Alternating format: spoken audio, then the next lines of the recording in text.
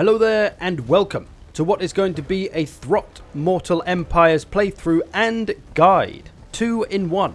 I call this series one and only because it's only going to be the one episode of the campaign because nobody watches them after the first episode anyway. So if you're an experienced player that just wants to see the campaign, relax and enjoy the show. But if you're a new player who's struggling with this campaign, you can watch and learn how to start this campaign strong by pretty much copying what I do in this video. I've run the start of this campaign 3 or 4 times to try and find the best way to do it, so it is tried and tested. So, let us begin. Here we have Throt Mortal Empires. He's got all the usual Skaven stuff, also has his flesh laboratory as well, which we'll look at a bit later. His suitable climate is frozen, so a little bit different from most Skaven. A lot of his campaign buffs are geared towards making his monsters and his creatures and his experiments stronger. So it's all geared towards the big boys. He starts with a mutant rat ogre, some wolf rats, and some regular old rat ogres. So some monstery boys to start with. We're just going to do this on hard Chaos Invasion on, because if you're watching this for a guide, I imagine you're not going to be playing the game on very hard and legendary because you're a newer player. So this should cater more to the difficulty that most people play on. So, into the breach then. How they play. Clan Molder. Flesh Laboratory. You can read this if you wish. Basically, it's kind of similar to the Greenskin scrap system. You acquire a currency and then you use that currency to upgrade your units. That's the gist of it. There's a little more to it, but that's the basic gist. We also have the growth vat. Mutagen is the currency you use to upgrade stuff, but we'll look at that deeper in a minute. And then everything else is the usual Skaven stuff. Skaven under Empire, food, corruption, yada, yada, yada. So, first of all, where is our start position? Well, we're up in the north with the Norskins, basically. We have Helpit, of course. You can see exactly where we are from this, hopefully. Up in the Norskin areas near the Chaos Wastes. Not too bad of a spot, I don't think. We've got Helpit, as I said, bordering on Kislev, who we don't start a war with or anything, so it's nice and peaceful around there. We do start a war, though, with Cracker Drak, the dwarfs up here in the north. Now, we've got a few slots available to build something. I'm going to go with the Public Order building to counteract some of those negative effects that we already start with. The corruption, the difficulty, the taxes. Always got to make sure we get a handle on our Public Order. We've got a little Packmaster hero here. We're going to chuck him in Throt's army. He can definitely make himself useful in there. So my first order of business is going to be to take out these dwarves. I want to get this province. There's 3 settlements, and I want them all. The capital is over here. That could be the hardest one to take, as it is going to be a city with walls, and sometimes taking those off dwarfs is not easy. We're going to start with this one, though. We could auto-resolve this for a fairly easy win, but we're going to fight it just so I can show some newer players how to fight these kind of battles, and also how to do this with minimal casualties. So if you don't know how to set your army up in these kind of things, you can take your infantry, your storm vermin, and your clan rats, put them all as a little front line, put the Skaven slaves in front to absorb some of the charges, and then your faster units are going to be the flankers here. Your rat ogres, your mutant rat ogre, your wolf rats, they're going to be on the edge to try and get behind the dwarfs, because these low-level dwarfs don't like being flanked, especially by this big fella. And then it's just a case of charging forward with all your infantry, get all those in from the front, and then bring your rat ogres and your wolf rats around the flanks, and just charge into them from the back, and you'll probably break them pretty quickly.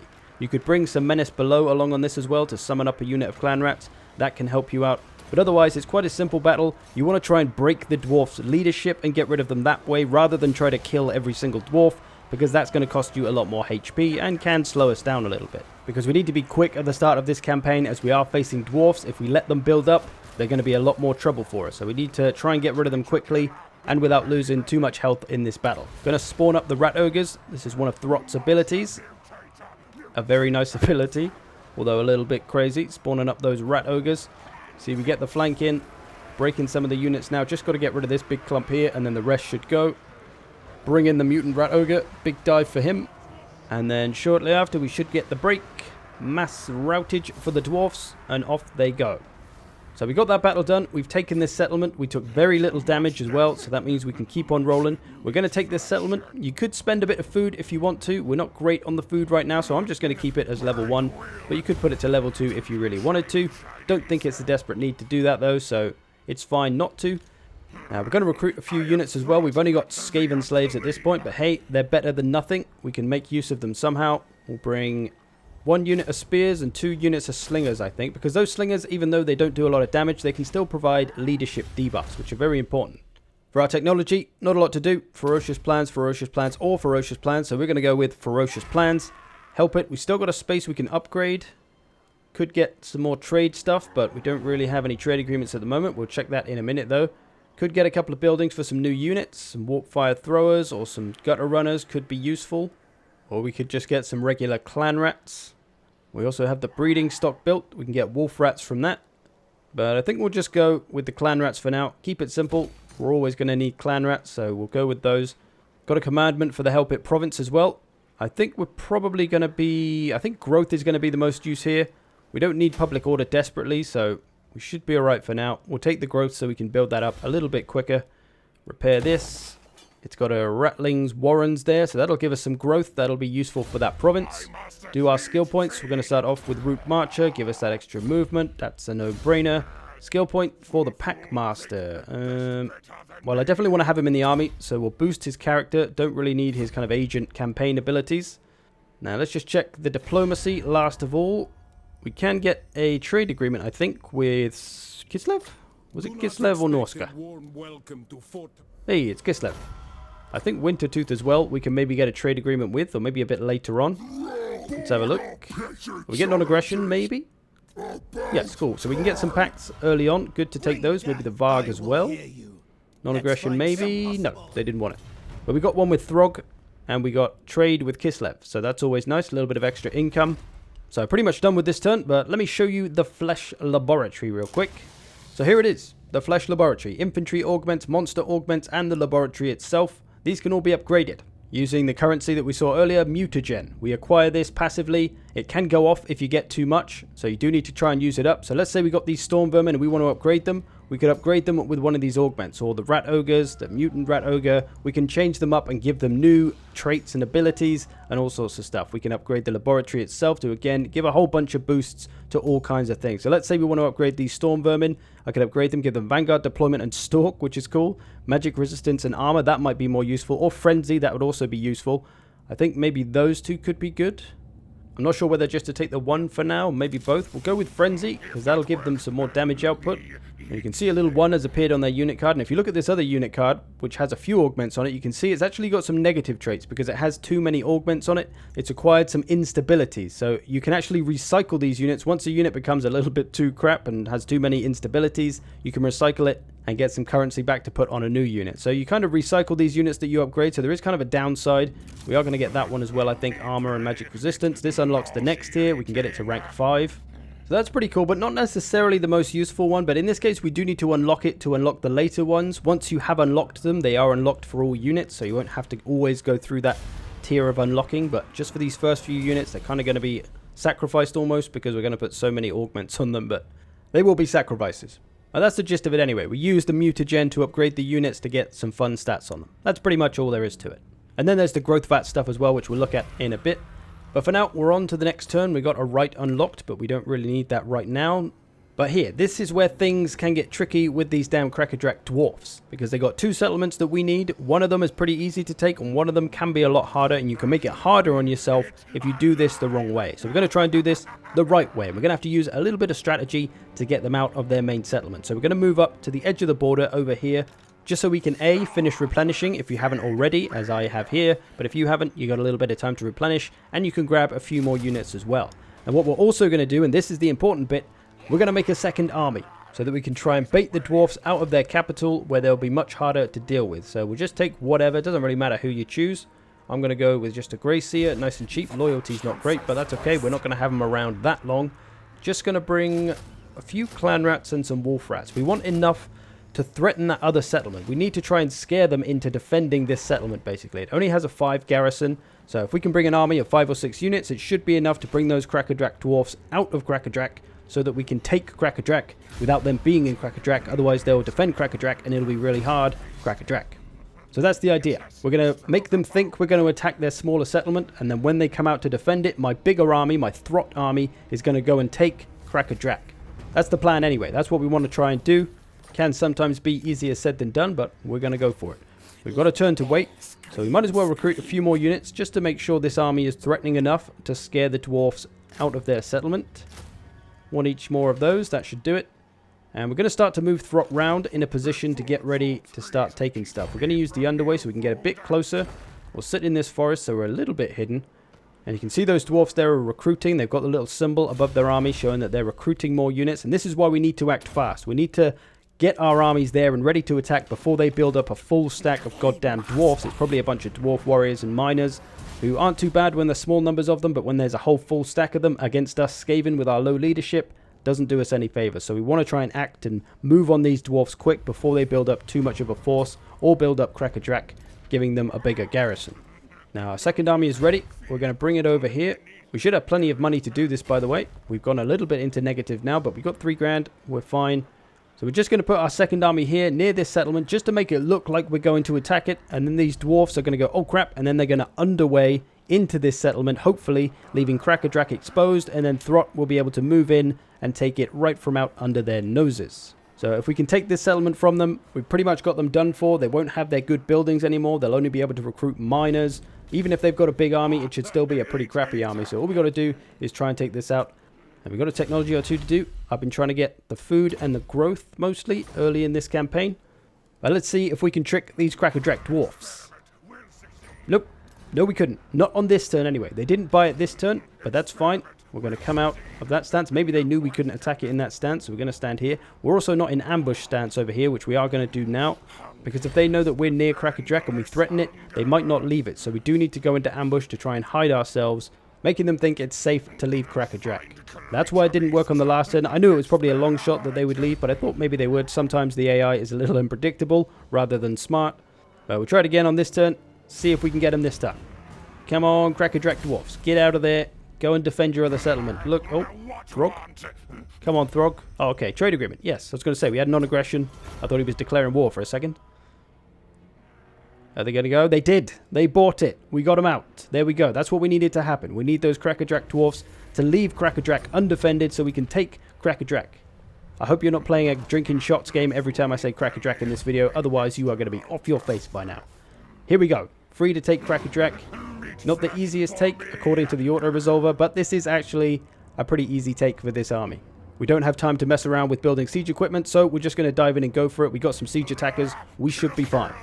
Now, here's a pretty good strategy for winning sieges that I found pretty effective. It's a means to win the fight without having to fight too much. As Sun Tzu said, if we can subdue the enemy without fighting, we're laughing.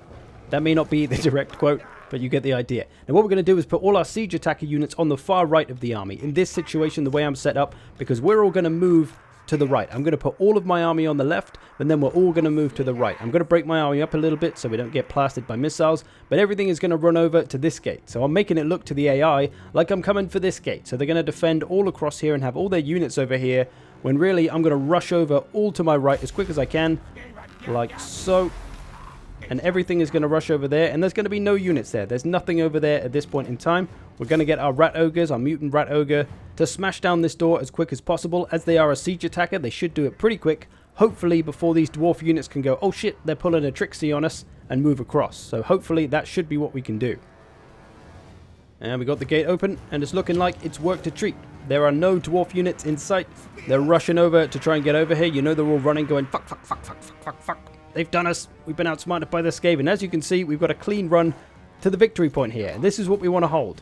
We take this, we hold it for 200 seconds, we win. We don't have to kill every single dwarf in the settlement. That is a very costly affair. So we don't want to do that. We want to try and win without actually having to fight them at all, really. All we're going to do is take the victory objective and then defend it. Going to use some Skaven slaves. In fact, we can use our summons here. Use our menace below to just stop these units and hold them in place. Create a little alleyway to get all of our troops in. And then we can worry about holding them off. But if we can use Skaven slaves and cheap stuff just to hold them off, so all our important stuff doesn't take damage, even better. My rat ogres in the center here, you can see them now taking that center point. We'll get Throt and my Packmaster in there as well to help out. And now we're just going to hold. That's all we've got to do is hold the line, hold the center, and we'll win this in less than 200 seconds now. And it's worked a treat. We've blobbed up all the choke points. They haven't been able to get through to try and save their victory objective. 200 seconds passes and we get an easy win. And look at all these dwarf units that we haven't even had to fight. They're all still at full health. Decisive victory, nice and easy. And we didn't lose too much ourselves, a little bit of health. Couldn't ask for a comfier, nicer, easier taking of a dwarf settlement. So now the hard work is done, really. We've got Crackerjack. That's going to weaken these Crackerjack dwarfs very much so. All they've got now is this little army. They're not going to have a lot left to recruit with. They don't have any good recruitment buildings. So we're pretty safe to try and finish them off now. Going to pull my other army away because they'll likely go after it. And then all we're going to do is bring Throt over to try and finish them off. We could recruit a few units, but I don't think we really need to. We don't have a lot of money, so we'll save that for now. Repair our damaged buildings. And then I think we're pretty much good to go. We've got a couple of skill points to use. Going to start to upgrade the army. I want to go monster heavy for Throt's army, so going to put the points to improve monsters. Got my Packmaster as well. Going to just improve his health for now. Try and make him nice and tough, because he is going to be very good and supportive. We need him to stay alive. We won't bother with that upgrade for now. Let's go. Let's see if we can finish off these Crackerjack dwarfs. All we got to do is bring Throt over and attack with the other army. Attack in one go, and then we can get rid of the second army, and we'll have a bit of money back. Oh, they're coming after my smaller army. We can retreat. Oh, we're okay. Oh, this army's been left by itself. Oh, dear. Oh, dwarfs, how you have messed up. I've got very lucky here. They've left this army out by itself. No garrison help. They've just made this really damn easy for me. I'm going to come in behind them. Yoink. Not going to be able to escape my second army attacking them. And it's going to be goodbye to these little dwarfy fellas. I could fight this, but we got an ambush, so we'll just auto-resolve it, get it done. Dwarf army defeated. Now all we got to do is take the settlement, which is going to be laughably easy on the next turn. Even if they recruit a few more units, they're done for. So I've got kind of lucky here. You may not get this lucky, but it shouldn't still be too hard to take out the dwarfs here anyway. Once they're beaten down and they've only got that army left, even if you attack them in that settlement, you should still be able to beat them with these two armies. You could build a few extra units if you want to, but I think most people should be just fine winning that battle and taking out Crackerjack once and for all. And once you've done that, you're pretty much off to a damn good start. You've got two provinces. You'll have Help It and this province, whatever it may be called. So it'll be a pretty strong start. It'll be a good way to go. You can either advance down, start taking out Kislev. Maybe you'll go after the Norskans. Maybe the Chaos will come along. Who knows? But you've got a strong start, a strong base to work from. Let's just try and finish this off here. Get rid of these dirty damn dwarfs. The key here, I think, is really just acting fast. Getting rid of these dwarfs before they start to build themselves up. They get a big army. They get lots of good buildings. They start getting long beards. That's when you know you're in trouble. So you want to try and take them out before they can build themselves up too much. Doesn't matter how you get it done, as long as you get rid of them. I think the key is taking that big army out of Crackerjack, because fighting a big dwarf army in a walled settlement is going to be pretty hard, especially a small walled settlement like Crackerjack. So drawing them out of there like we did in this one is the key here, I think. But there we go. Crackerjack is felled. We've got two provinces. We can now get rid of this second army, although I'm going to give a few units over to Throt's army. We'll give him some wolf rats. That'll do. And now we'll get rid of the rest of this army. Boot them away. Lovely. And we got some money back now. We got some income again. All is well. Everything's looking okay over here. Public order's even on the rise. Things are looking good. And we also have available the growth vats, which I can now show you, as it kind of takes time to build up. We've got growth juice, and the more of that you get, the better units you can get. I've currently got rat ogres. If I leave it a bit longer, I could get brood horrors. So you can decide how long you want to save it for, all depending on which units you want to try and get. If I do this now, I can claim my units. I'll take them out of the growth vat. So for me, that'll be a bunch of rat ogres and whatever was less than that, some Skaven slaves and stuff. But if I did want to save longer, I could get those brood horrors and more. You can see I got rat ogres from this, wolf rat, Skaven slave. So now I all have those recruitable in a separate tab down here. You can see separate tab. Click on this and we get all these recruitable units that we can get instantly. Like Regiments of Renown, they're instantly recruited into your army. So they're useful to have if a bad situation comes along and you need some units quick to try and turn a battle around. Recruit a couple of rat ogres, you'll be laughing. So that's another part of Throt's Flesh Laboratory thing. You've got the augments to different units using the Flesh Lab, and then you've got the growth vats where you can grow new units and have them instantly recruitable, much like Regiments of Renown. So there's some fun stuff to play around with. You got all the new Skaven monsters to play with anyway, and then you've got all these different augments and abilities to give these units. So there's going to be some weird, crazy concoctions that you can come up with. And also, a lot of this Flesh Laboratory stuff is tied to the victory objectives, and it seems like it's going to be a really short campaign, to be honest. I haven't finished one yet, so I'm not sure. You got to complete a few chapters, but in the victory conditions, you can see all we need to do is claim a bunch of monsters from the growth vat, upgrade the laboratory a few times, and that's mostly the gist of it. It's really quite quick and quite simple. I found I had most of these done quite early in the campaign, so it could be a very short campaign. Like I say, I haven't completed it yet. I'm not sure, but we'll see how it goes. But there we go. For the first episode, we've claimed two provinces. We took it nice and easy, took out those dwarves nice and comfortably. It wasn't too much of a struggle, as it can be with dwarfs, so it was good. Let me know how you found this combo episode of playthrough and guide. Was it any good? Was it stupid? Should I just keep them separate? I don't know. I'm just trying things out. Let me know. Thanks for watching, people. I hope you've enjoyed this. I'll see you in the future.